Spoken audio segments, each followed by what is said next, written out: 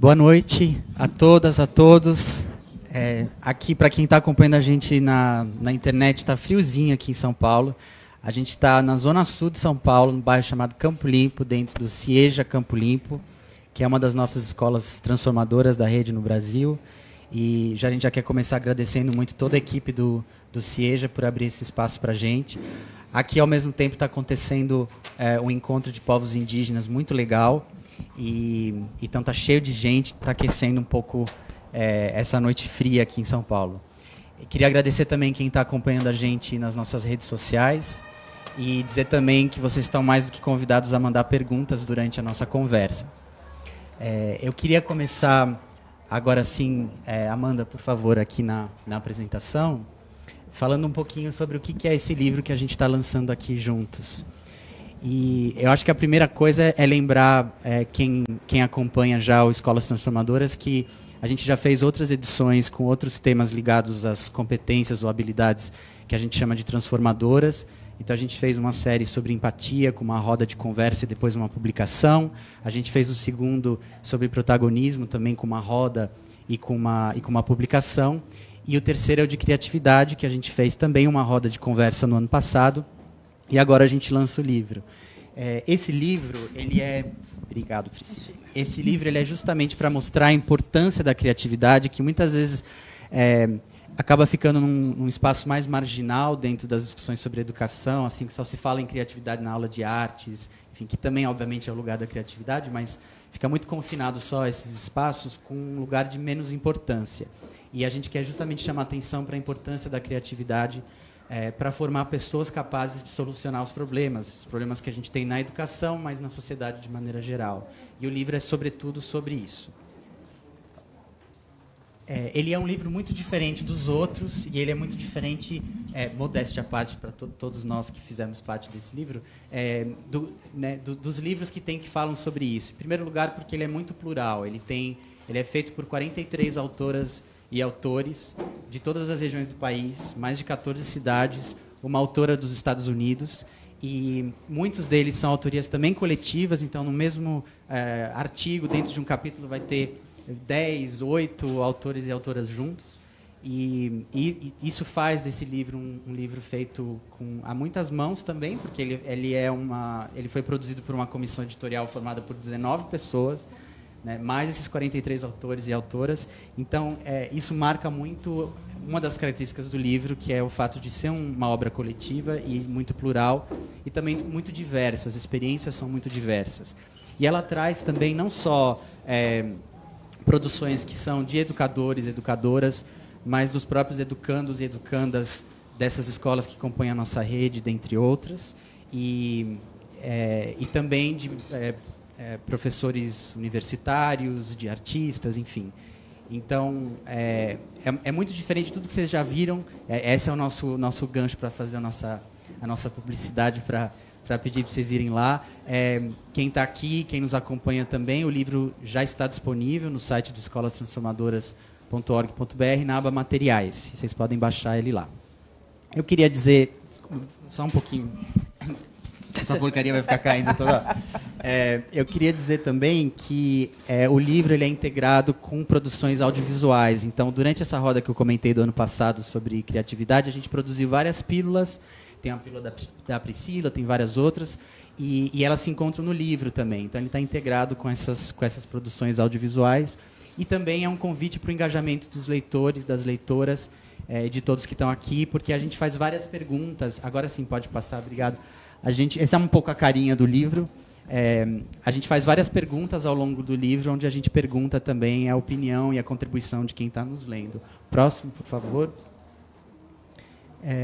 Então, aqui é um exemplo de como está a editoração do livro, o exemplo de uma pílula da nossa roda de criatividade. Nessa pílula específica, se eu não me engano, é Ana Penido. E aqui no terceiro é um pedido para as pessoas contribuírem com as suas próprias ideias. E o que eu queria dizer também, aí, abrindo aqui para a conversa que a gente vai fazer hoje, nessa questão dos nossos autores, eu queria lembrar desse grupo de autores muito plural, que a gente tem aqui os educandos e educandas do Projeto Âncora, que estão aqui presentes com a gente, que ajudaram a escrever uma das contribuições. A gente tem o Gabriel, que é do Criativos da Escola, do Programa Criativos da Escola, que junto com as alunas do Minas na Ciência, lá da Bahia, escreveram uma outra contribuição. A gente tem, claro, o pessoal do CIEJA, que nos acolhe aqui do CIEJA Campo Limpo, que também fizeram uma das escritas. Especificamente o Âncora, a gente está aqui, se eu não me engano, com o Enzo, que escreveu um dos poemas.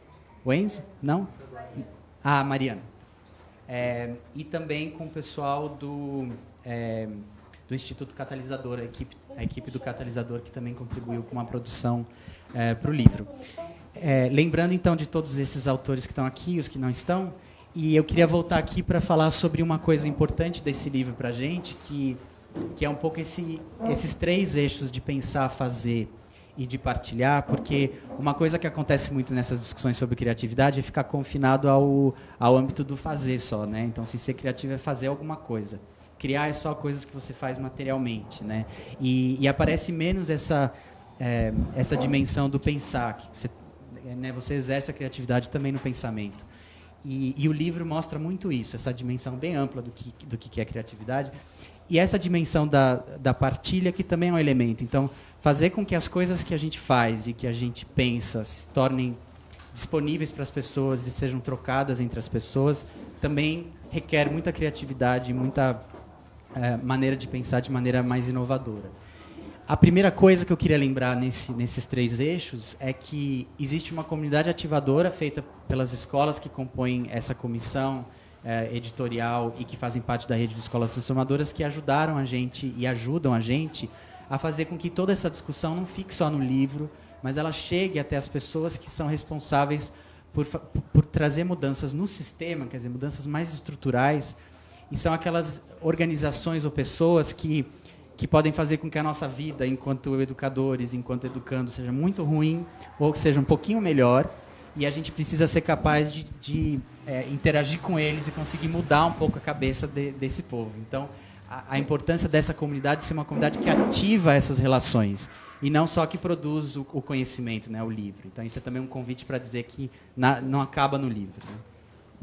E dizer que essa mudança que a gente quer com esses outros atores é mudar a perspectiva que a gente tem sobre a educação, entender a educação como a prioridade da educação, ainda mais num país como o Brasil, é a formação de pessoas que possam transformar esse país, né, para melhor.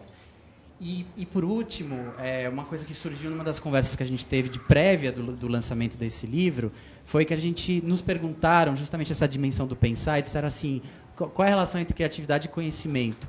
E a gente ficou pensando que uma das coisas que aparece muito é que a gente, para ser criativo, a gente precisa exercer a capacidade do conhecimento, de pensar. E esse ódio todo que a gente está vendo, não é só no Brasil, mas no mundo inteiro, uma espécie de uma perseguição à própria noção de conhecimento. Quer dizer, a ideia de que pensar é algo ruim, ou que a ciência não é, né, mentira, e que as informações não servem para nada. Essa perseguição ao conhecimento não deixa de ser também uma perseguição e um ódio à própria noção de liberdade, porque a gente só consegue criar se a gente consegue exercer uma certa liberdade e poder, a liberdade do pensamento, né, e do conhecimento, ela é a raiz de qualquer outra forma de liberdade. Então, esse é o nosso gancho, na verdade, para abrir a nossa roda de conversa aqui. A gente tem como convidados a Priscila Dias, que é pesquisadora, historiadora, professora universitária. Os dois têm muitos... Professora secundária, desculpa. Professora convidada de uma universidade. Tem muitos anos de docência. O Diego, que também tem muitos anos de docência.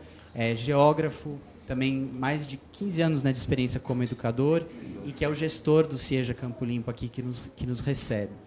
E a gente quer, nessa conversa, dialogar um pouco sobre o que vocês entendem como criatividade na experiência de vocês como educadores e também como pessoas que estão promovendo mudanças na sociedade.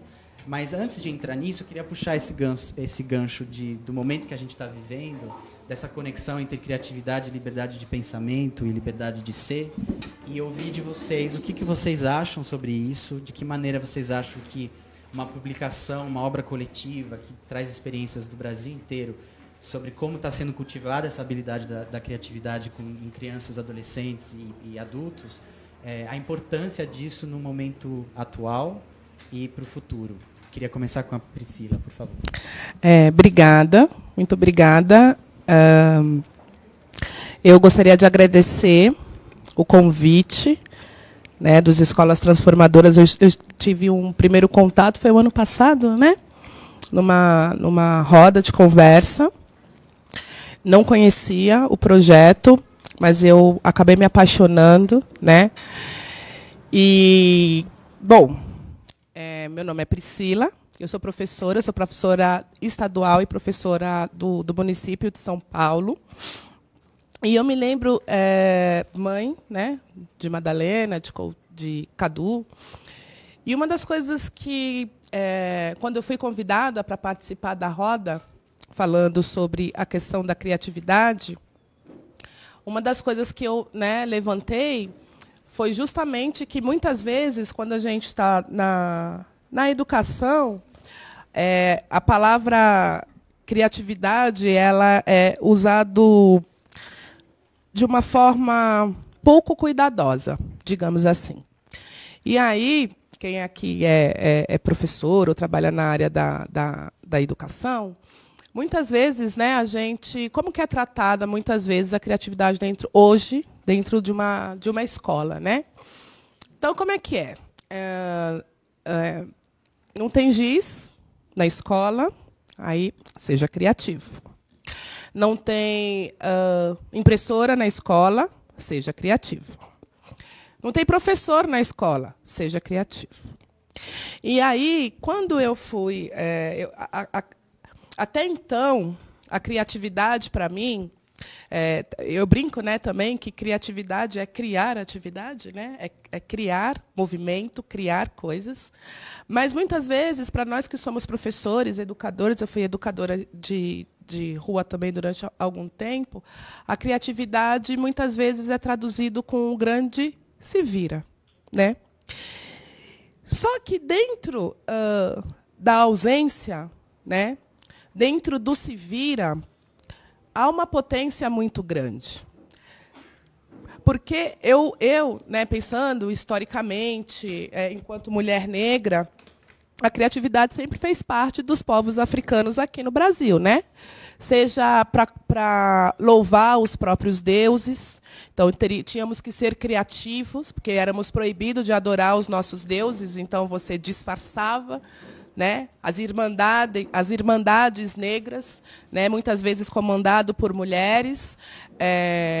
Então havia uma liberta, essa liberta criava coisas, criava situações, criava um instrumento, criavam comidas para libertar os demais, as demais. Então, a criatividade, para mim, enquanto negra, enquanto mulher negra, enquanto professora e educadora, ela, e principalmente nesse momento, a criatividade ela acaba sendo sempre uma resistência, né? E resistência em que sentido? Resistência no sentido de reexistir, de reelaborar essas realidades, né? A gente está numa situação, que eu não vou também entrar muito em detalhe, mas a gente está numa situação muito delicada no Brasil. Pensar no Brasil virou um perigo, né? Na verdade, vários pensares no Brasil sempre foram perigosos, né? O pensar da mulher negra é perigoso, o pensar do indígena é perigoso. Qualquer pensar que rompe com essa estrutura cartesiana e ocidental é uma resistência. Para mim, no meu entendimento, a criatividade ela é uma resistência, não só de resistir, mas de você reexistir dentro dessa nova realidade. E a criatividade, né, eu brinquei no ano passado e falei, gente, e quem me ensinou isso, né? Quem me ensinou essa outra possibilidade de criação, da criatividade, foi a própria roda. Eu aprendi pra caramba o ano passado. Aprendi muito. Oi? Ah, tá. Então, a criatividade, para mim, nesse momento, e principalmente quando, né, você está numa escola, você está numa escola estadual, você está numa escola municipal, então, a criatividade, para mim, eu acho que a palavra criatividade, resistências e resistências, elas dialogam entre si. Né? É impossível quando você cria, você resiste e reexiste nessa criação. Então, para mim, nesse momento do Brasil, onde, né, a gente está passando por um corte aí na educação superior muito grande, né, me falaram que agora não vai ter mais concurso, a educação sempre relegada, né, para depois. É engraçado, né, porque muitos estudantes de pedagogia, né, às vezes não quer, né, não consegue fazer o estágio, não sei o quê, não sei o quê. E aí eu brinco, né, assim, infelizmente ou felizmente, eu não sei muito bem, eu não sei se é todo mundo que, né, tem o dom da... Não, na verdade, eu acredito que todos nós temos o dom de criar, porque nós somos uma criação também, né? Então, a gente, enquanto criador e criatura, a gente cria e recria essa realidade. Mas eu acredito que hoje o que eu percebo em relação à criatividade é justamente isso. Né? Dentro das culturas africanas que vieram para cá, trazidas, né, em diásporas negras, a criatividade sempre foi uma resistência. Seja na hora de cortar a saia para fazer uma boneca, e essa boneca atravessar o Atlântico, né? Seja nas reelaborações dos nossos deuses, seja nas reelaborações dos nossos corpos negros, cabelo, né, nariz, boca. Então, criatividade, para mim, é isso, é criar em atividade. Agora, uma coisa que você me falou que me chamou muita atenção, né, que, muitas vezes, a criatividade está além de uma ação concreta. Né? Às vezes, ela aparece numa fala, às vezes, ela aparece num cabelo, numa forma de se vestir, num turbante. Né? Pensando a criatividade sempre como né, dentro da cosmogonias africanas, sempre como essa possibilidade de resistir para além de África, para além do Atlântico. Eu acredito que, se não fôssemos criativos, nós, com certeza, enquanto negros, enquanto mulheres, nós teríamos sido exterminados. Então, historicamente, a criatividade, além de resistência, ela salvou, né, e promoveu, né, no que era possível ali, a própria vida. Né? Então, acho que, por agora, já está bom, já falei bastante, e agora eu vou passar para o Diego. Valeu, muito obrigado. Boa noite a todo mundo, né? Quem está presente, quem está em outras conexões também, né? Bom, eu vim preparado para fazer 3 observações, né? Falar um pouco de mim, um pouco do lugar que eu ocupo, né? Que também tem essa relação um pouco de mim e um pouco da questão do livro. E aí eu acho que tudo isso permeado pela criatividade. Eu acho que são pontos interessantes que a gente tem que partir não só do livro, né? E dessas experiências que nos guiam e desses fios condutores. Mas antes, eu gosto de ir testando criatividade também, né, na fala, na questão da imagem. Eu queria fazer o convite aqui para uma parceira que também auxiliou a escrita do livro. E aí eu vou citar outras pessoas que auxiliaram a escrita do livro e ela vai trazer uma surpresa para nós aqui, a Paola, por gentileza, que ela compõe também. E eu vou continuar essa fala. Por favor, Paola, que a gente tem uma questão com a internet aqui, né? Por gentileza. Isso, eu vou pedir uma ajuda. Tem que ser um microfone na fala e um no violão por causa da internet. E não tem som aqui para não dar interferência na internet. Então, por isso que a gente está com o microfone, mas, né, só partilhar isso. Que é importante. Tem que falar no microfone. Como eu ensaiei assim a noite inteira, né, para vir tocar aqui, eu gostaria de propor uma cantiga do cancioneiro popular brasileiro. De repente, porque a cultura popular ela é muito livre, portanto muito criativa, portanto muito fluida. Segundo, eu queria trazer, porque nesse canto tem Maria, né? Maria, vem ver. E tantas Marias que carregamos dentro de nós, né? Quantas mulheres que compõem nossa existência, nossa aprendizagem, nossa vida, que nos acalentou em algum momento, que nos deu remédio, que nos deu coragem, que nos deu algum empurrão, né? E, de repente, porque está frio. Então, a gente também vai fazer essa canção. Eu vou cantar uma vez, a gente vai aprender, depois vocês vão levantar, dançar e cantar, tá? Então, vamos lá. Eu vou precisar da ajuda aqui. Ela no gogó e eu não... Não precisa se preocupar, esse canto pequeno é um coco, mas a gente não vai precisar aprender a dançar o coco, né, nesta noite, mas pelo menos alguns gestos e a intenção é essa aí. E é assim: ô Maria, vem ver, ô Maria, vem cá, vem dançar o coco pro povo se alegrar, vem dançar bonito, vem bater o pé, bate na palma da mão e dança essa dança, mulher. Por quê? Então, ela fala o que a gente tem que fazer. E aí vocês se viram, tá? Porque eu tenho que tocar o violão, tenho que falar no microfone, não dá para fazer a dança junto com vocês. Pode levantar. A gente vai aprender, então.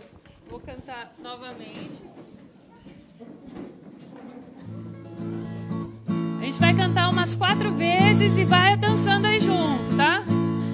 Ô Maria, vem ver, ô Maria, vem cá, vem dançar o coco pro povo se alegrar, vem dançar bonito, vem bater o pé, bate o pé, bate na palma da mão e dança essa dança, mulher. Porque Maria, vem ver, ô Maria, vem cá, vem dançar o coco pro povo se alegrar, vem dançar bonito, vem bater o pé, bate na palma da mão e dança essa dança, mulher. Porque Maria, vem ver, Maria, vem cá, vem dançar o coco pro povo se alegrar, vem dançar bonito, vem bater o pé, bate na palma da mão e dança essa dança, mulher. Por quê?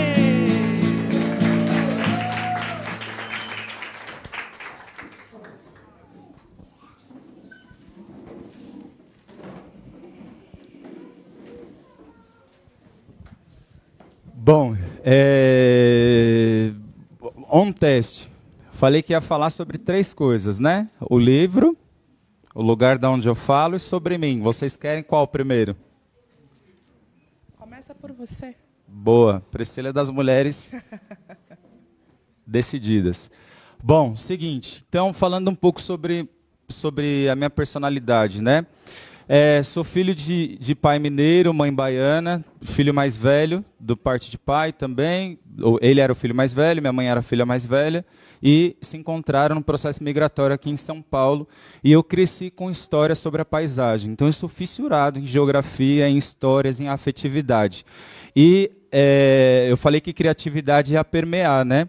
Do lado de cada ponte é tudo diferente, galera. Eu sou meio partidarista. Então, do lado da ponte, quando os racionais falam da ponte para cá, é tudo diferente, né? É diferente da ponte para cá, porque realmente é mesmo.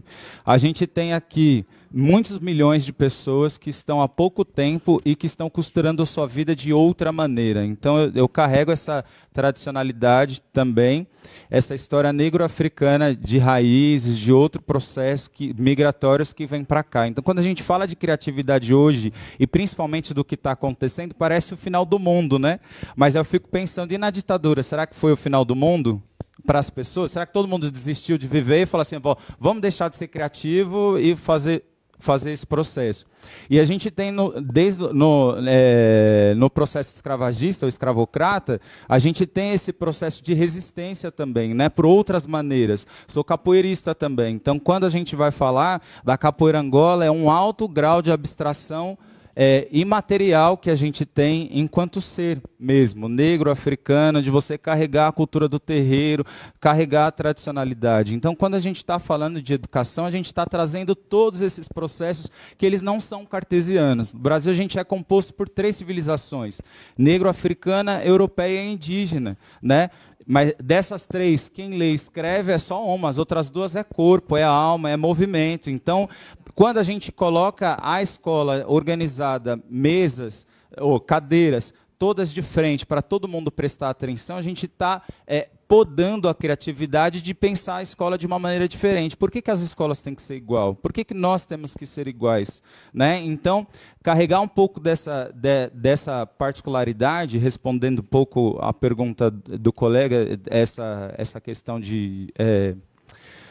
dessa provocação, de como pensar a criatividade hoje, a gente tem um pouco isso. Na periferia, na pobreza, na população negra, a gente tem formas alternativas. Quando eu falo, né, vamos estudar Paul Singer, né, a economia solidária. Eu falei, no terreiro de casa a gente sempre foi solidário, né, então não tinha nome isso. Não foi um movimento inglês dos anos 80 que do século XIX e que chega aqui no Brasil nos anos 80 que vai colocar por crivo. Então vamos ser naturalistas. Mas quer pessoa mais naturalista que a minha avó, que no terreiro de casa, né? Todas as árvores do quintal da minha casa foi de casca, de frutas que ela chupava e jogava, e todo mundo que ia lá fazia isso. Nossa, uma horta orgânica em casa. Quando eu vou em Minas Gerais e vejo isso do meu avô e da minha avó, eu falo, ela é orgânico, está nela, né? Eu acho que é um pouco isso. Quando eu vou para a Bahia também, e tenho toda a tradição da minha família, minha avó vendia produtos na feira. Quer pessoa mais criativa do que vender na feira e convencer outra pessoa a comprar? Você encontrar com pessoas e falar assim, tá vendo, tá fresco, não tá, tal, tá isso. E aí, não, leva um pouco mais.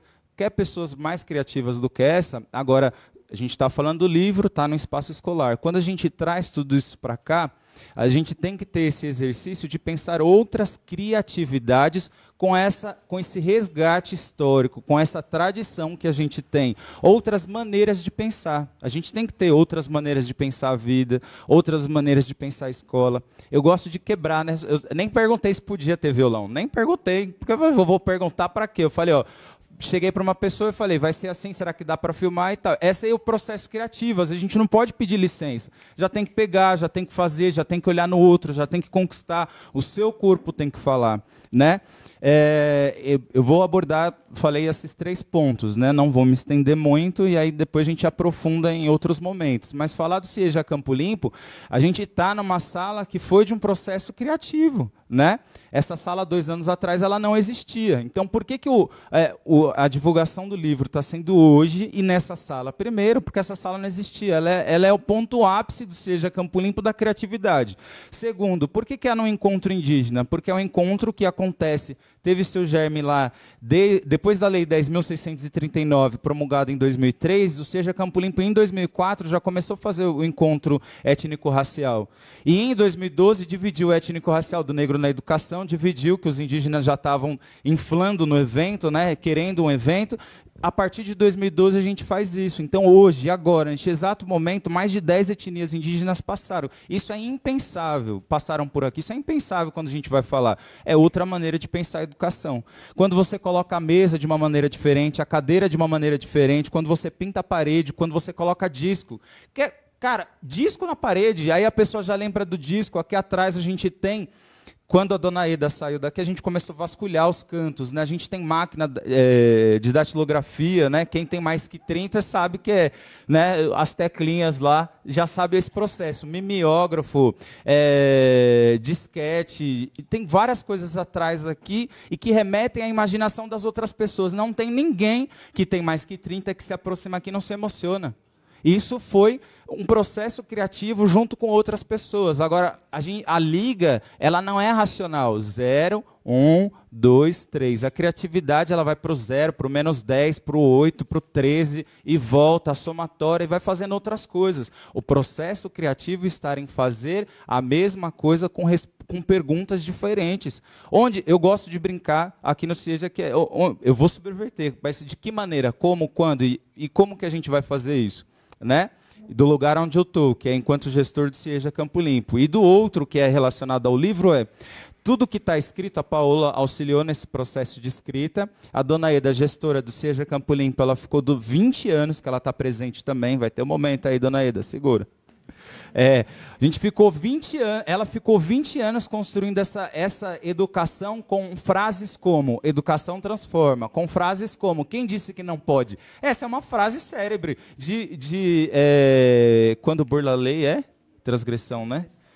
É uma frase célebre de uma transgressora nata. E na periferia a gente tem altas transgressões. E os jovens aqui no Seja transgridem todas as regras. A gente tem que fazer combinado. E tem que criar pertencimento. E tem que vir, tem que chamar as pessoas. Você tem que se comunicar com o corpo, com afeto, com olhar, com envolvimento. As pessoas têm... Agora, se você ficar nesse processo, não. Ou tem um conteúdo, não. Aqui existe um mundo, um vocabulário diferente. Os móveis se comunicam. O prédio se comunica. As cores se comunicam, né? Então, quando a gente vai pensar na informação desse processo, como é que eu me comunico com alunos especiais, por exemplo? Se vira, eu vou saber, tem receita, vamos fazer outro processo. Então, o artigo que saiu no livro, ele é uma resposta da saída da dona Eda, e aí eu, enquanto esse sucessor, fui preparado durante esses 2 anos, e a escola inteira entrou nesse movimento, o que será pós-dona Eda? E agora? Dona Eda vai sair, vírgula, e agora?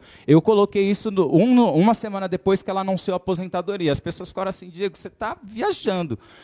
Esse foi o contexto da escrita do artigo. Foi para registrar esse momento de saída e como que a gente vai segurar essa criatividade, porque era uma mulher formada em artes, né? E eu, enquanto homem negro, sou da geografia, tem outras coisas. Como é que traz na arquitetura do prédio, na foto, nos planejamentos, nessa série de documentos diferentes que a gente tem? Então, concluindo brevemente esse pequeno disparo, né, que já estou ansioso por falar, porque a criatividade, cara, está mexendo muito comigo, enquanto personalidade, né? Você já pensou em casa, se olhar e falar assim, ó, onde que está a criatividade na minha casa? Né? Onde que está a criatividade na minha roupa? Todo mundo já parou para perguntar isso?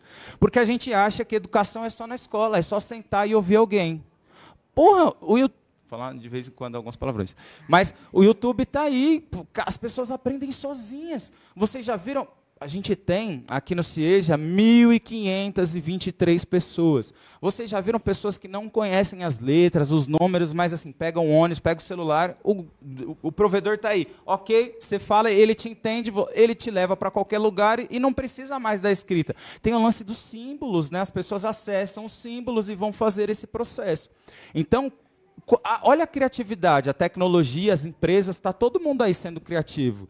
O pessoal da gastronomia periférica, né, o Edson e as outras pessoas, eles estão sendo criativos em recriar e ressignificar essa onda de gastronomia que está agora e colocar uma cara da periferia e falar assim, bom, a gente tem que gerenciar esse processo. O Seja Campo Limpo está fazendo isso, né? Nós, a capoeira, a população negra, todos nós, enquanto enquanto necessidade, bom, a gente vai ter que resolver isso. Obrigado, viu, Diego? Eu queria juntar aqui uma pergunta que eu tinha aqui, junto com uma pergunta que veio de uma participante para fazer para a Priscila. A Lúcia Nascimento perguntou qual o papel do educador ou da educadora no acender da chama da criatividade daqueles que passam por nós.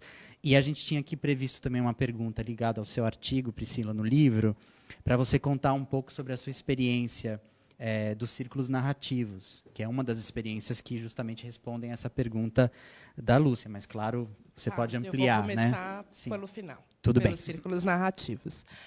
Assim como o Diego, eu também sou filha de imigrantes. Meus pais são nordestinos, são da Bahia. Meu pai escrevia e tinha intimidade com os números, a minha mãe não. Minha mãe, até hoje, a gente acaba aprendendo, né, que é a falta. Ela é o analfabeto, né, aquele que falta a letra, né, alfa e beta, ágrafo, aquele que não tem grafo, é sempre o não, né? E aí, eu vou ter que falar um pouquinho da minha história, porque a minha história ela vai dialogando, inclusive, com as questões, enquanto pesquisadora, né, que foram surgindo na minha vida. Eu estudei numa escola extremamente elitizada, na minha época era a 8ª série, muito elitizada mesmo, uma escola...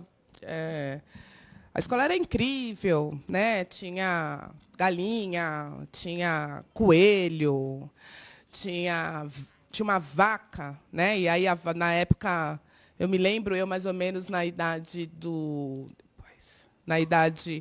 da minha filha, que está aqui, inclusive,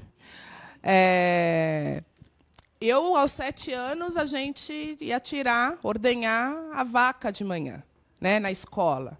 E aí, como é que foi que eu aprendi, por exemplo, sobre ciências, né? Mistura aqui, nós fazíamos manteiga, nós fazíamos requeijão, nós fazíamos coalhada, né? A escola não tinha uma sala de aulas, tinham espaços que eram chamados de oficinas, e aconteciam várias coisas ao mesmo tempo. Então, você tinha aula de uma oficina de flauta doce, uma oficina de djembe, uma oficina de tear, né? E a escola é encantadora, assim. E aí eu percebi, eu fui educada nesse ambiente, né? Eu fui educada num ambiente que eu comia jabuticaba, que a gente subia para pegar pitanga, que a gente subia para comer goiaba, manga, tinha tudo na escola. Escola incrível, assim, né? E era uma coisa, algumas coisas, né, foram se construindo. Éramos 3 negros, né? Eu era a bolsista, filha da faxineira. Meu primo era bolsista, filho do caseiro da escola, e tinha uma criança negra que ela era adotada por uma das famílias ricas lá da escola. E aí eu cresci nesse mundo lindo, nesse mundo encantador. Eu me lembro que uma vez a gente montou um aquário. A gente saiu, fomos numa praça próxima, pegamos as largatas, levamos para a escola, colocamos num aquário gigante. Então, a gente via todo o processo de fazer o casulo, e aí tinha aquela tela, ficava tudo empenduradinho, assim, os casulos, e a gente fazia aula de observação. Então, a gente tinha que desenhar, né, todo o processo. Nós tínhamos hortas, nós tínhamos um viveiro de pássaro. E era uma coisa incrível, porque cada semana uma sala cuidava de um bicho ou cuidava de uma árvore.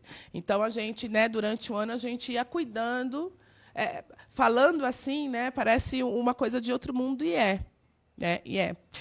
Paralelamente a essa visão mais humanística, né, mais quase holística mesmo, da educação, eu tive uma formação humana incrível, porém, os meus professores todos brancos, né, a questão racial ela sempre foi silenciada. Obviamente, as pessoas falam, né, as crianças são inocentes, né, e são mesmo, né, mas elas também, quando querem, são bem cruéis. E reproduzem, na verdade, né, a criança por si não, mas ela muitas vezes acaba reproduzindo a crueldade, né.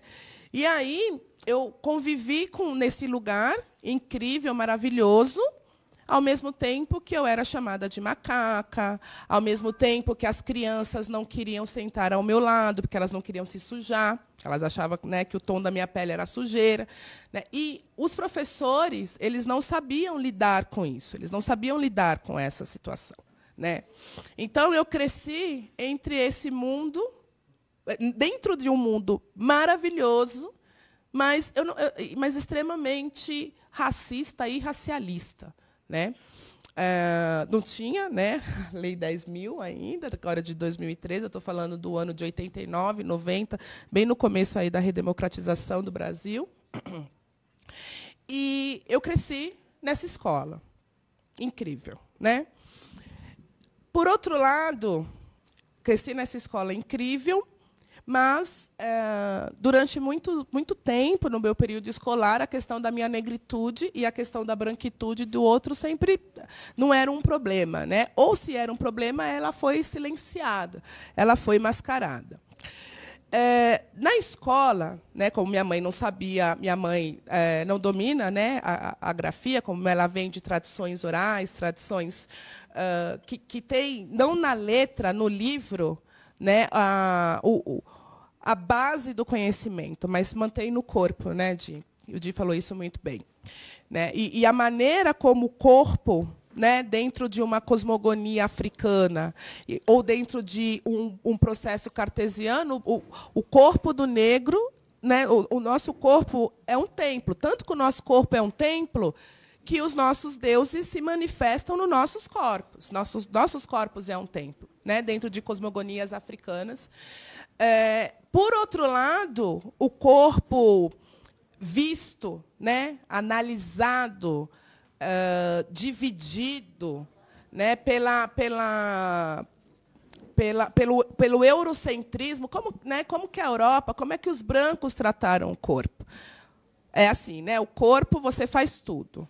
Né? Você pode amarrar o corpo, você pode surrar o corpo, você pode fazer tudo, porque o que importa é a alma.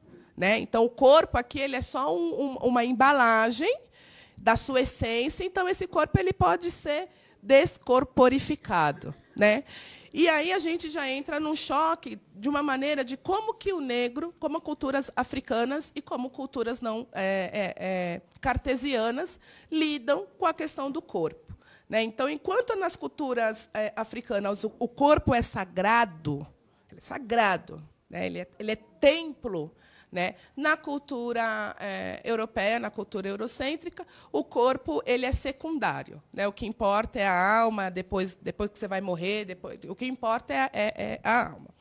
Então, né, eu cresci nesse ambiente entre o letramento e a oralidade, e durante talvez na quarta, quinta série, eu comecei a sentir vergonha da minha mãe. Morria de vergonha da minha mãe. Por quê? Porque eu aprendi que as pessoas que eram inteligentes eram pessoas que liam e escreviam.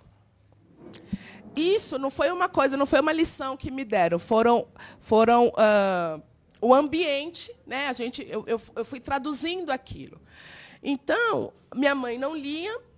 Ou seja, eu não cresci com livros na estante, né? Não sou as pessoas da sala de jantar, né?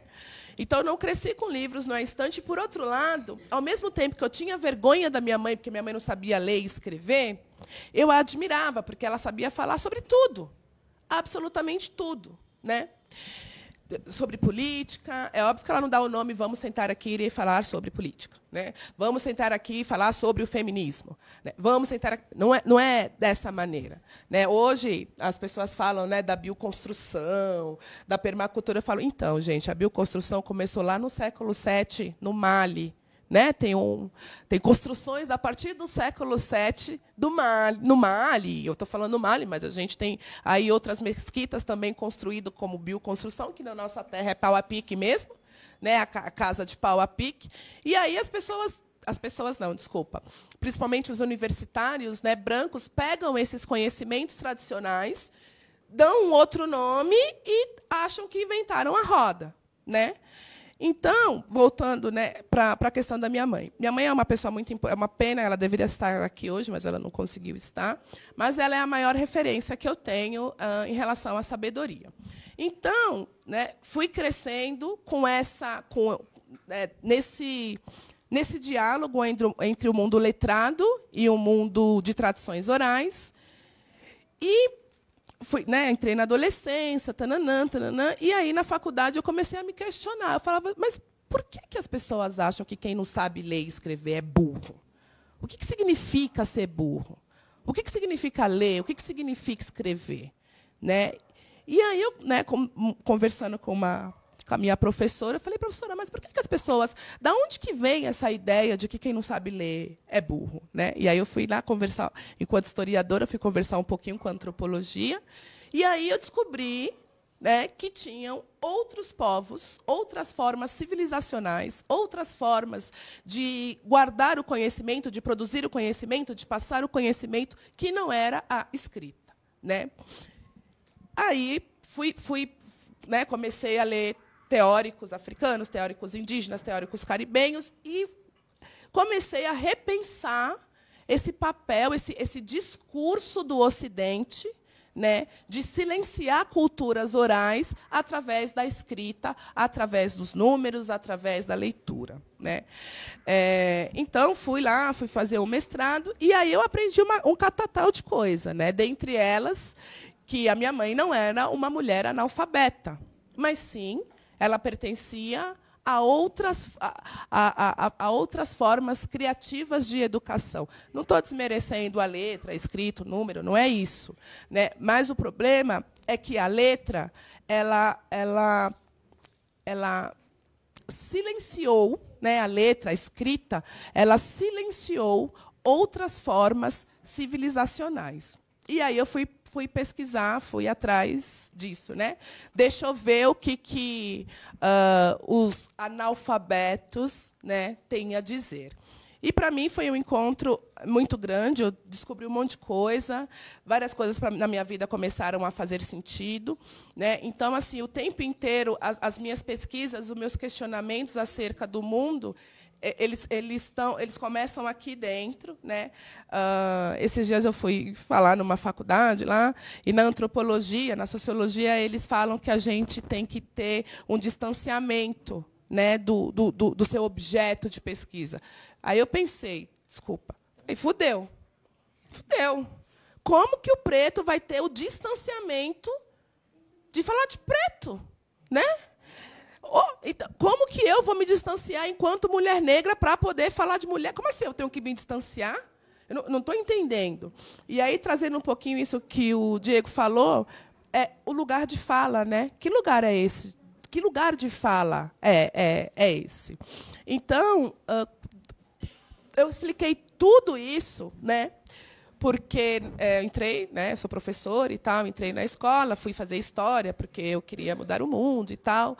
Não mudei o mundo, mas mudando a si mesmo já ajuda a melhorar um pouquinho o mundo, né?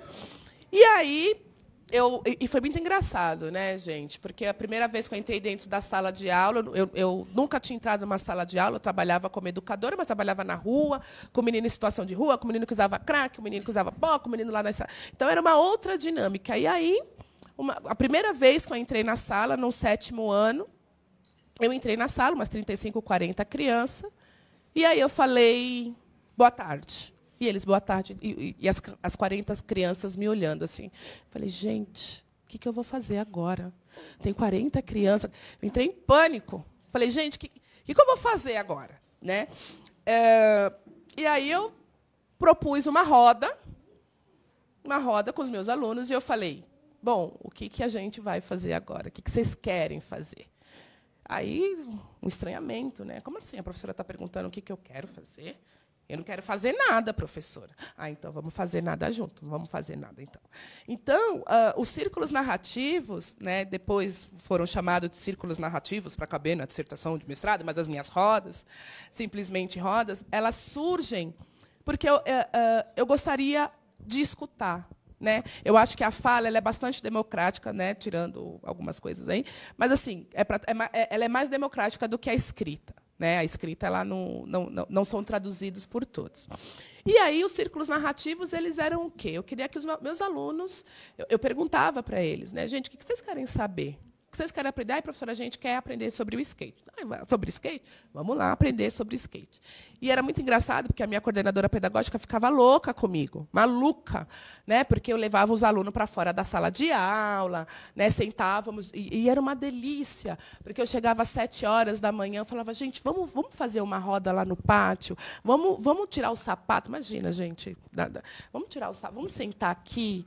Né? Ai, professora, mas por quê? Não, vou sujar a minha mão. Né? Porque eles não estão acostumados com isso. O corpo na escola, ele é dilacerado. Você tem que fazer uma criança, a partir dos 7 anos, sentar às 7 da manhã numa cadeira e sair 12h20.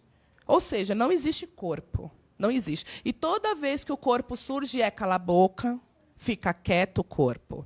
Corpo, olha, eu vou colocar você para fora. Né? Corpo, eu vou chamar o coordenador. Então, não existe corpo. E aí, como é que você, que vem de uma tradição, que vem de uma cultura onde corpo é templo, vai para onde o corpo não é nada? Né? E a escola faz isso.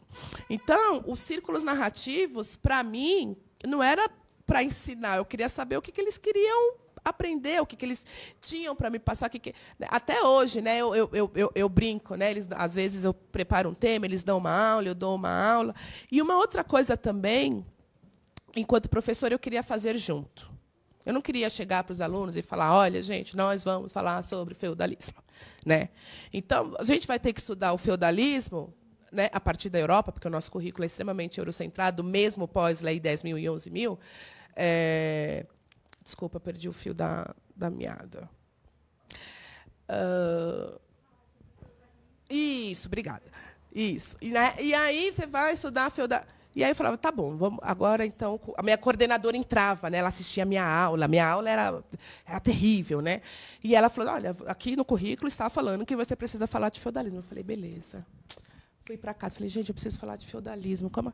Porra, vou falar do Mali, né? Vou falar do feudalismo no Japão. Né? Não pode. Tem que seguir o currículo. Tem que seguir o currículo. Aí ela desistiu, ela foi desistindo de mim, né? Então, que ela sabia, falar, tudo bem, ela pode. Eu era a cota da loucura na escola.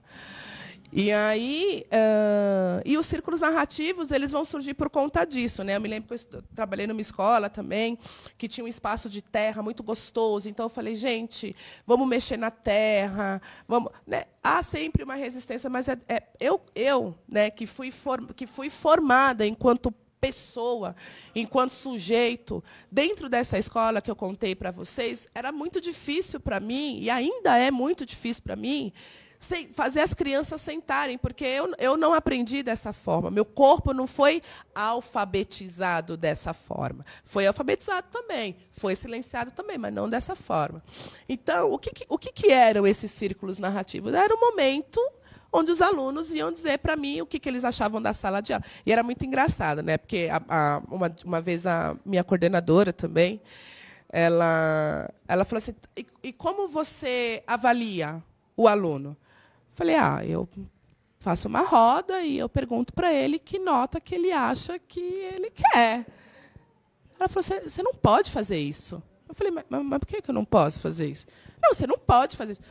Eu falei, então tudo bem, se eles não podem me avaliar, então a minha avaliação vai ser, eles vão me avaliar enquanto professora. Mas como assim? Um aluno não pode avaliar? Eu falei, claro que pode avaliar um professor. Então, as minhas avaliações, no final do bimestre, eu falava, gente, onde eu posso melhorar? O que eu posso fazer? E não era, né? E eu falava, gente, eu não fazia prova nessa escola onde eu estudei. A prova, para mim, não fazia o menor sentido. Como assim? Né? Como que eu vou? E até hoje eu tenho uma dificuldade. Na verdade, não é mais dificuldade, tá, gente? Já é posição ideológica mesmo, né? Já assumi isso para mim e para o mundo. Né? Então, por que círculos? Estou falando muito? Não, só concluir um pouquinho. Tá, vou concluir. Eu sou professora, prolixa, historiadora, da humana, vocês sabem, né? Então, por que a roda? Porque a roda ela é um espaço, ela é um território educacional para as culturas tradicionais.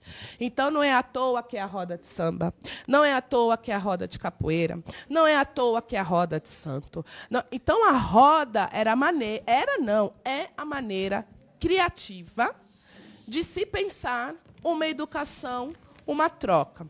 Então, os círculos narrativos, ele foi para isso, ainda faço o círculo narrativo, mas meus alunos nem sabem que tem esse nome bonito. Eles falam, professora, vamos fazer a roda. Né? E a roda é isso, né? É um momento. E até hoje, eu entro na sala de aula, primeira aula, gente, o que a gente vai aprender durante o ano? O que vocês têm para me ensinar? Professora, eu acho mó da hora a cultura do skate. Eu não conheço, me explica o que é a cultura do skate. Né? Então, a roda, para mim, é isso, gente. É a troca, é a possibilidade, é a resistência, é a criatividade, é a roda aí enquanto potência criadora. Obrigado, Priscila. Super obrigado. Eu queria fazer uma pergunta para o Diego e essa vai ser a minha última pergunta e aí depois a gente vai abrir para vocês, né? E eu queria te perguntar o seguinte, Diego, você mencionou a questão da ponte. Eu morei 12 anos aqui no Campo Limpo, agora eu moro num bairro mais perto do centro. E uma das coisas que eu percebi quando você atravessa a ponte, e que está aumentando muito agora, é que justamente porque essas, digamos, novas, que não são nada novas, como vocês mostraram, habilidades como empatia, trabalho em equipe, enfim, criatividade, como a gente está falando, ela entrou um pouco na lógica da demanda, da demanda dos sistemas de ensino, enfim, dos produtores de livro didático, das empresas de educação.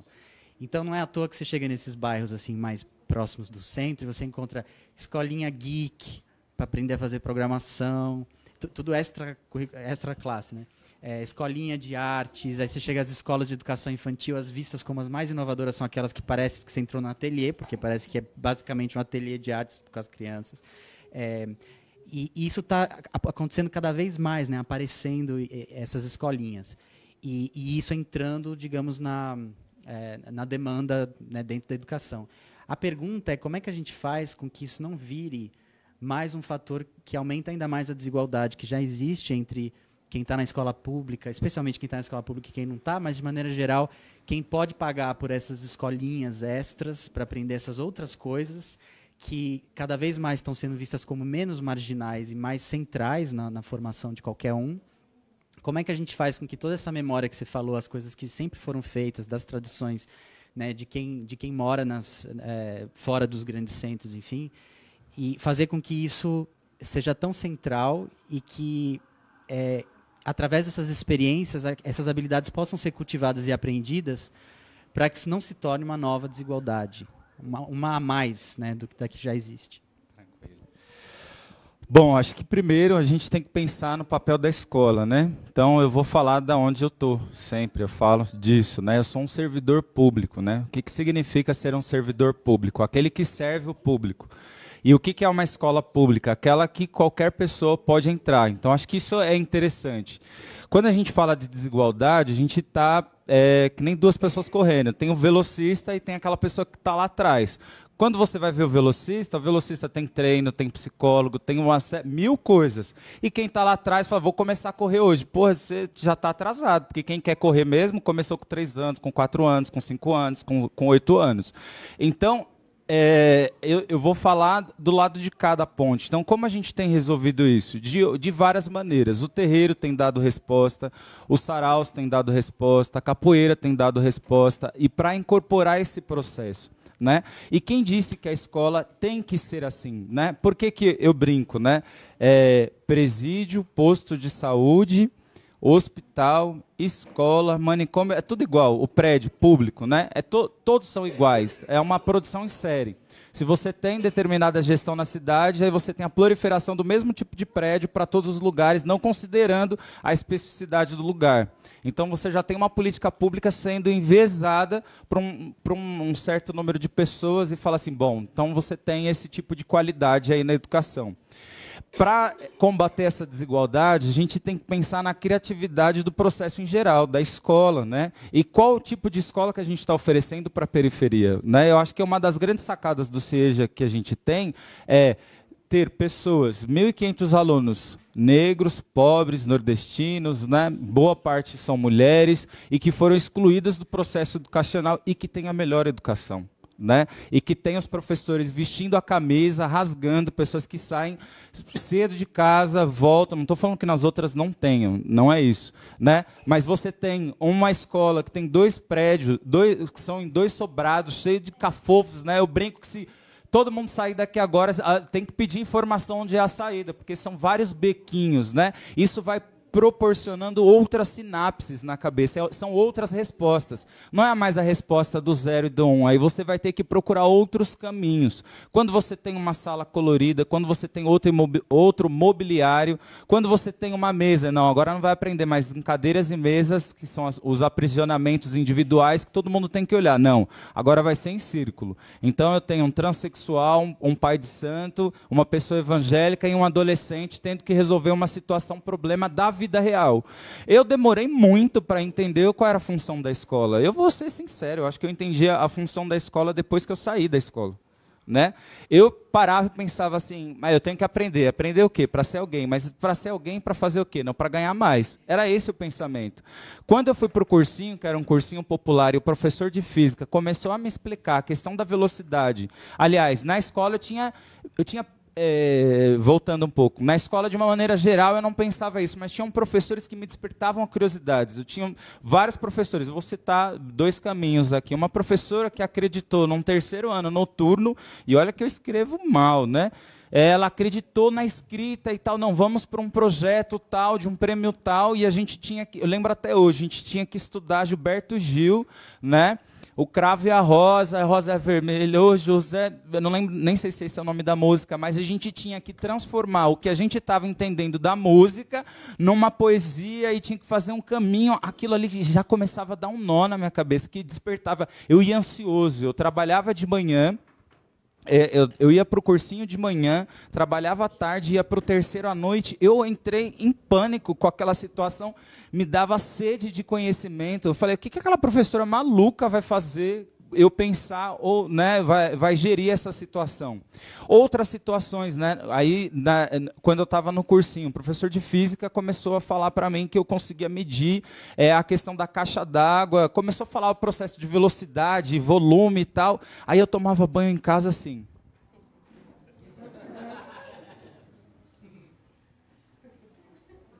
Bom, mas a caixa d'água... Aí eu tenho tantos metros cúbicos, aí desce por tantos metros de cano, que vai... Aí eu começava a elaborar o pensamento. E eu não tinha o crivo de estar certo e errado. Aquilo ali ia aumentando. Eu falei assim, não, mas peraí.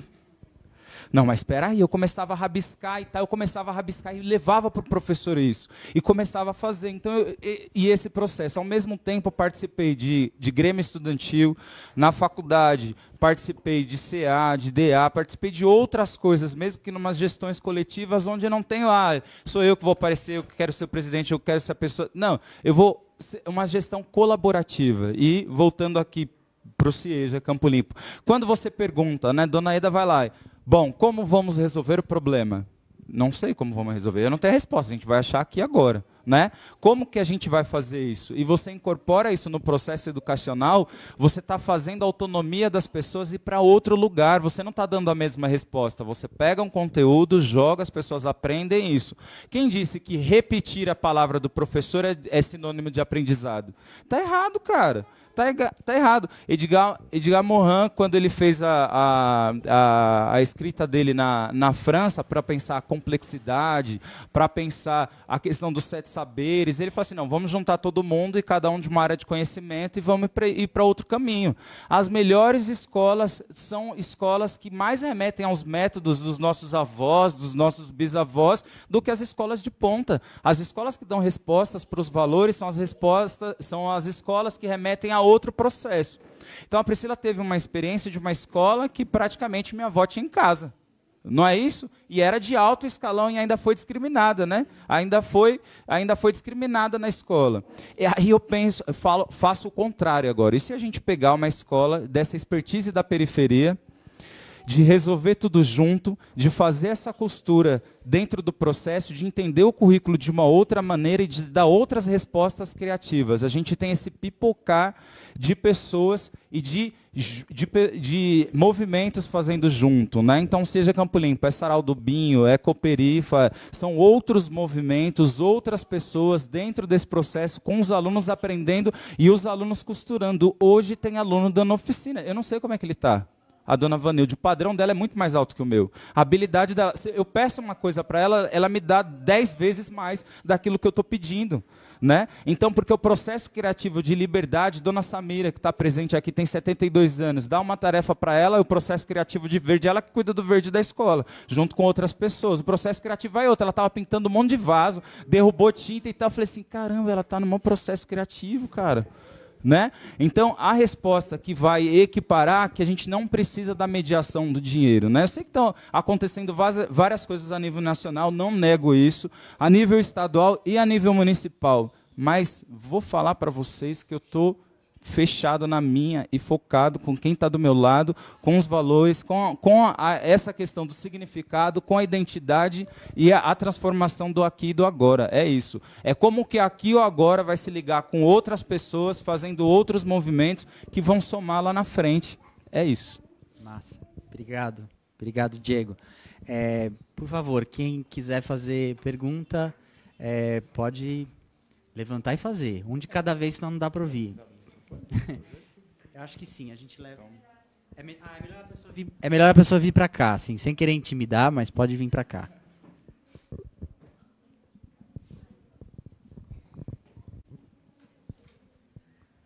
Daí fala o seu nome. Tá, Celso, eu vim pelo projeto Âncora, tá Mariana, a família, Enzo e tá Lívia e as crianças que estão lá visitando Âncora.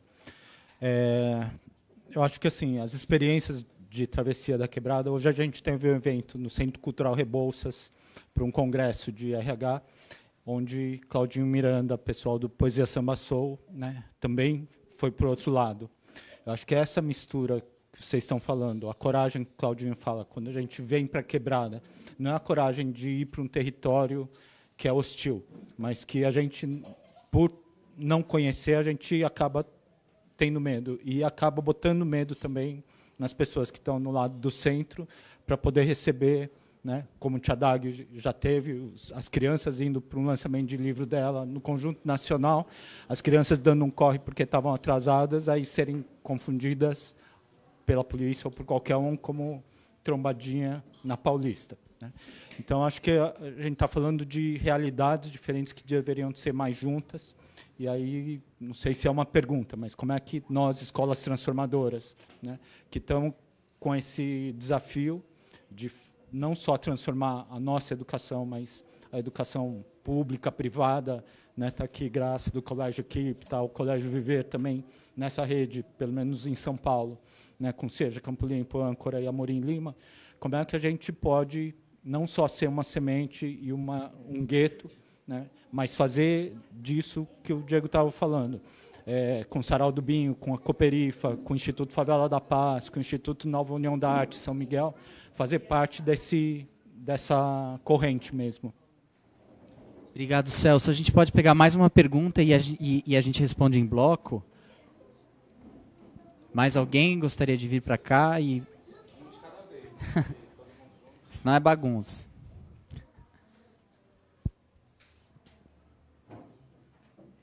Eu achei que era que alguém quer vir. Não tem, gente? Não tem, a gente já pode começar. Tem, vem cá.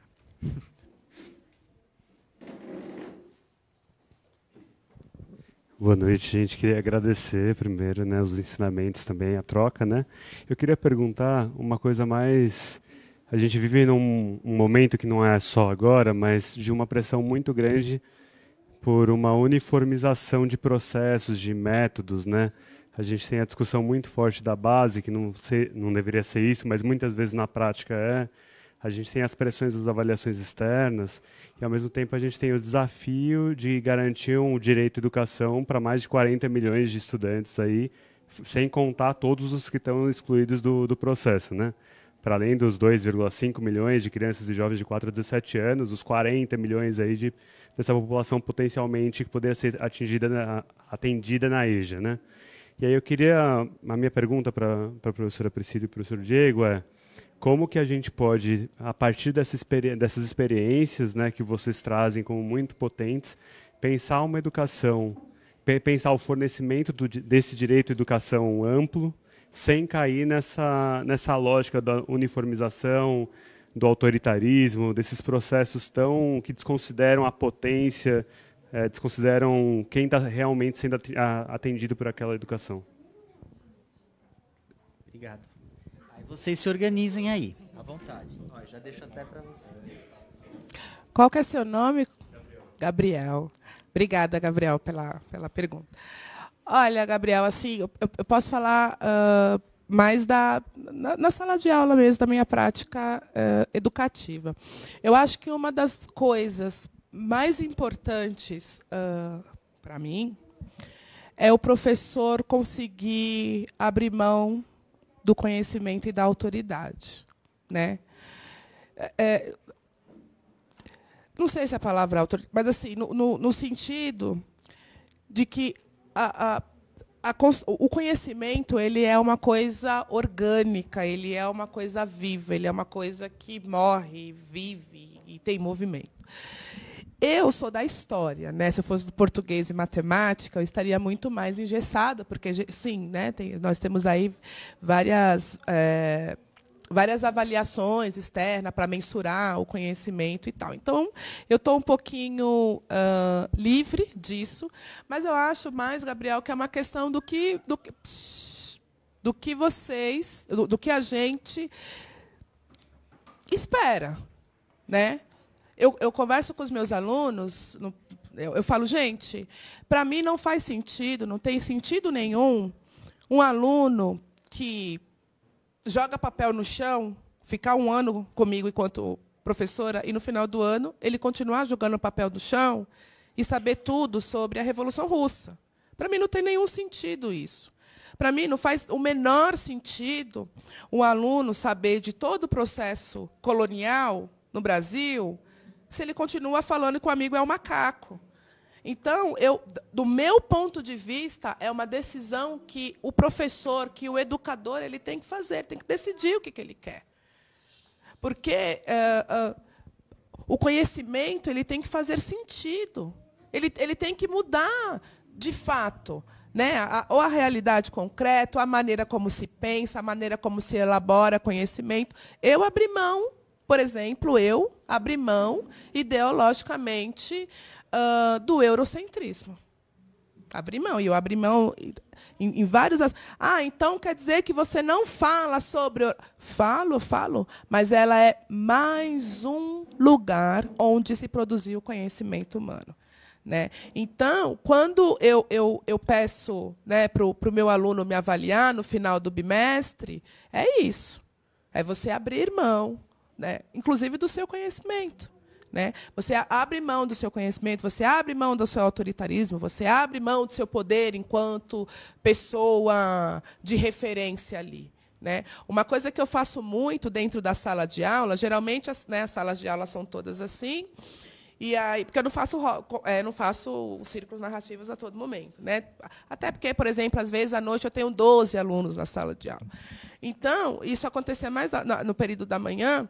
Né? A gente tem assim, a primeira carteira, são, né, os ditos melhores alunos, a segunda, né, e até chegar no fundão, que é, né, o fundão.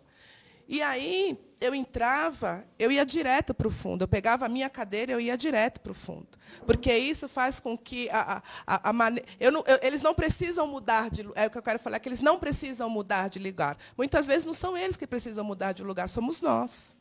Então, quando você pega a sua cadeira, que está aqui na frente, e você leva para o fundo, você constrói um outro ambiente, você desconstrói um ambiente dos melhores na frente e os piores atrás. E aí, ao você sentar atrás, você muda totalmente a estrutura dentro da sala de aula. Uma coisa simples. Né? E quando eu falo que abrir mão do autoritarismo, é nesse sentido. Né? Porque, de fato, até brinco com meus alunos, eu falo, gente, vamos jogar limpo aqui. Vocês estão numa balada. Vocês conheceram uma pessoazinha bem interessante. Você não vai chegar e vai falar, e aí, quanto que você tirou de geografia? Não vai. Não tem sentido. Não tem sentido. E aí, o que eu brinco com meus alunos? Eu falo, gente, presta atenção na aula, porque isso daí vai servir para, né, depois. E é o tempo inteiro. Uma coisa também que me chama muita atenção, Gabriel, os alunos não podem rir. Os alunos não podem gargalhar, os alunos não podem se divertir. A aula não pode ser gostosa. A aula é um castigo. Né? Muitas vezes, os professores, muitas vezes, tratam... Não, hoje eles vão escrever 3 páginas dos livros de... Eu falo, gente, que horror. Eu vou beber água ali e vou embora, que eu não quero esse pessoal perto de mim, entendeu? Mas é isso, sabe? Então, no meu entendimento, é uma escolha pessoal, baseada em um monte de coisa, mas é uma escolha pessoal a maneira como você vai educar. E aí você tem que pagar para ver o que vai dar nisso, porque é coordenador atrás de você, é diretor, né, é mãe. Mas a professora não dá lição. A professora não dá lição. Aí vem o coordenador, aí vem... Né? O bom é que, em 3 meses, você tem todos os 90 alunos junto com você. Né? E aí, quando você tem os alunos junto com você, ali, para mim, começa o processo, de fato, educacional. Né? Isso. Desculpa. Oi, filha. Bom, acho muito bacana que a gente está se complementando nesse bate-papo, né? Então, a Priscila falou do intra-sala e da relação com os alunos. Eu acho que aí eu vou para outras escalas e outras esferas que a gente adianta esse bate-papo para outro pensamento. Então, é porque eu sou da geografia, né? Quando a gente vai falar de escala, né? Então são outros patamares aí. Quando a gente tem uma pessoa com uma outra experiência educacional, já é referência. Quando a gente metodologicamente faz na sala de aula outras coisas, já vai abrir a capacidade cognitiva da criatividade. Quando a escola encampa esse processo no seu processo político-pedagógico, é outra proporção. Quando você consegue juntar outras escolas que pensam, dialogam e trocam essas experiências, são outros patamares. Quando você alcança um nível municipal e muda a estrutura curricular, é um outro patamar. E aí, quando você vai para a política educacional nacional, é um outro patamar. Né? Então, acho que isso é muito legal de falar. Por que eu estou falando isso? Por causa da referência. Então, no mestrado, eu tive a oportunidade de estudar de geografia, mas analisar o Sarau do Binho. E aí, capoeirista, no CIEJA, analisando o Sarau do Binho. Eu chegava doido em casa. Por quê? Porque a capoeira é minha mãe, né? A capoeira é minha mãe e ela me dá outras conexões, porque a capoeira Angola, porque tem referências. João Pequeno de Pastinha, que morreu com 94 anos, foi o mestre mais velho do universo. Tem referência o mestre Pastinha, que também morreu muito velho, mas ele sistematizou a capoeira no século XX, ele revolucionou o processo. E a capoeira hoje está no mundo inteiro, um dos casos, agora, principalmente sendo valorizada a capoeira Angola, por causa do mestre Pastinha. Então, na capoeira, inverte os valores, né? A gente vai olhar para os antigos sempre, porque é uma tradição negro-africana. A gente vai olhar para os antigos. Não interessa, está falando besteira, está falando alguma coisa, mas a gente vai... Bom, alguma coisa a gente tem para aprender com os mais antigos. Que aí você vai aprender a questão do corpo, você vai aprender o envelhecimento, você vai aprender o amadurecimento. Na academia, você tem 4 anos, você é graduado. Você vai ganhar mais do que metade da população. Mais 3 anos com mestrado, aí que você ganha mais... Né? Na prefeitura você vai para outra categoria e aí você vai fazer outro processo. Doutorado, porra, esse é o cara especial, ou a mina especial. Na capoeira, 15 anos não é nada, 20 anos não é nada, 30 anos não é nada, 40 anos dessa arte não é nada, porque você tem que a sua busca infinita por esse processo. A escola não detém todo esse processo educacional. Eu acho que a gente tem que tirar disso, né? Então não é só a escola nesse processo educacional que a culpa é relacionada ao analfabetismo no Brasil. Acho que são outras estruturas também. Quando a gente vai pensar essa questão de camadas, a gente tem outros referenciais. Essa questão ideológica, o eurocentrismo, bom, isso obviamente que tem que ser porque são outras formas de pensar, porque a gente não está na Europa. Nós somos um país pós-colonial. As estruturas de você ter 320 anos sendo colonizados, pessoas vindo aqui levando a nossa mercadoria para outro lugar, isso gera até uma maneira de pensar e de valorizar fora daqui. Então, isso que é interessante. Quando você coloca a independência do Brasil, e que foram por outros motivos, mas aí geram outros processos nacionalistas aqui, a gente está encaminhando, enquanto nação, de ter um processo autônomo. Por que não olhar para os mais antigos e colocar o selo de qualidade e chamar esse selo de qualidade para entrar na escola e falar assim, ó, bom, vamos aprender junto esses processos e serão mediados. É um pouco bacana pensar isso.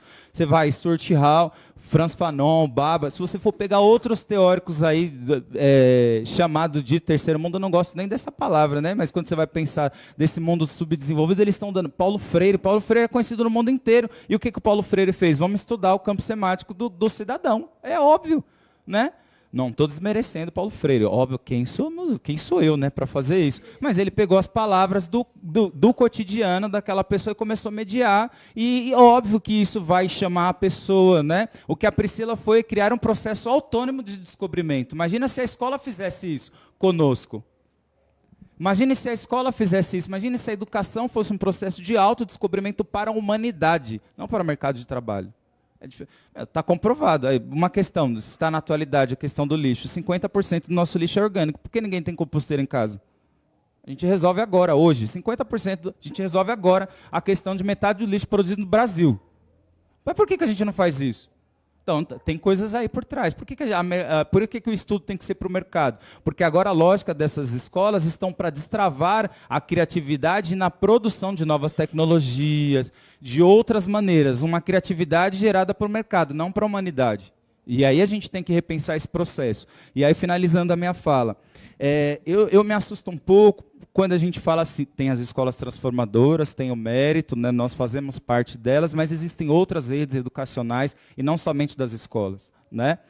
Então, vamos começar brevemente a falar sobre as escolas. A gente tem várias escolas aqui na diretoria regional do Campo Limpo, porque eu nem conheço a cidade toda, porque eu sou novo, né? Apesar de ter uma caminhada na educação, eu sou novo, e que várias escolas que fazem a total diferença, não é só o CIEJA. A gente tem outras escolas públicas com qualidades, com servidores, fazendo a diferença em sala de aula, indo para a periferia, indo para a quebrada, se identificando com o aluno, levando aluno no carro. A gente teve agora, hoje, no CIEJA, 5 escolas participando diretamente, trazendo aluno para fazer reportagem. Pô, essas escolas estão fazendo a diferença na vida dessas pessoas.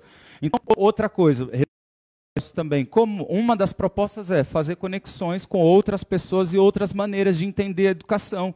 Quando você tem o dia a dia de cumprir sua jornada, bom, eu vou bater o ponto tal hora, né? Vou bater o ponto para sair, vou bater o ponto para entrar. Mas e nesse meio termo, nesse meio tempo aí, o que você faz? Você senta e cumpre horário? Porra, minha vida é muito preciosa para fazer isso. Eu sou agoniado de fazer coisas, né? Não quero viver intensamente várias coisas. Sou agoniado, isso me agonia. A criatividade é esse processo mesmo, de fazer coisas, de fazer relações, de fazer essas pessoas, né? Por isso que eu só me embrenho em lascadas, viu, cara? Porra. Aí eu comecei o doutorado, né, recentemente também, de juntar essa questão da escola e de juntar essa questão da rede e da criatividade. E aí, essa parte final. Para onde está indo essas ideias? Está indo nessa rede de relações. Então, a gente tem a sala de aula, é importante, a escola, a relação das escolas, a questão do currículo, o repensar uma outra educação e uma política educacional que contemple a realidade dos processos locais. Porra, muita resposta, né? Que a gente tem. E construir junto esses processos. Na LDB está escrito que cada escola é autônoma para desenvolver o seu projeto político-pedagógico. Pronto, acabou, já está aí, já tem o selo. Aí, ó, quantos anos no Brasil? Ah, mas estão fazendo agora a nível nacional. Pô, com certeza, 1/3 do corte nas universidades públicas vai prejudicar muito a universidade. Obviamente, né? Mas, e aí? Né? Como que a gente trabalha a criatividade para não deixar nem isso acontecer? Porque o que acontece como que a gente chegou na situação 2019? Né? Quais foram as estratégias midiáticas, né, informacionais para chegar na situação? Bom, é falta de criatividade, falta de comunicação, falta de entendimento, falta de leitura de mundo, falta de humanidade, falta de um monte de coisa que essas relações a gente não fez, não cumpriu. É isso. Né? Para a maioria da população. E aí a gente tem essas respostas aí. Obrigado, Diego. Diego Elias. Obrigado, Priscila Dias. Muito obrigado a todos que estão presentes, que participaram com a gente, todos que seguiram a gente no Facebook, no Instagram, não sei mais onde. Eu queria agradecer especialmente todas as autoras, autores que fizeram parte do livro, que estão aqui com a gente, e de maneira geral a comunidade ativadora do Escolas Transformadoras, todos que não só ajudaram a fazer a publicação, mas fazem o nosso programa, a nossa comunidade diariamente. E um agradecimento especialíssimo para o pessoal do CIEJA Campo Limpo por nos receber e pelo trabalho que vocês fazem. E fica o convite, por favor, leiam a publicação, compartilhem, divulguem, ela é toda nossa. E muito obrigado. Muito obrigado. Só aí. Obrigada.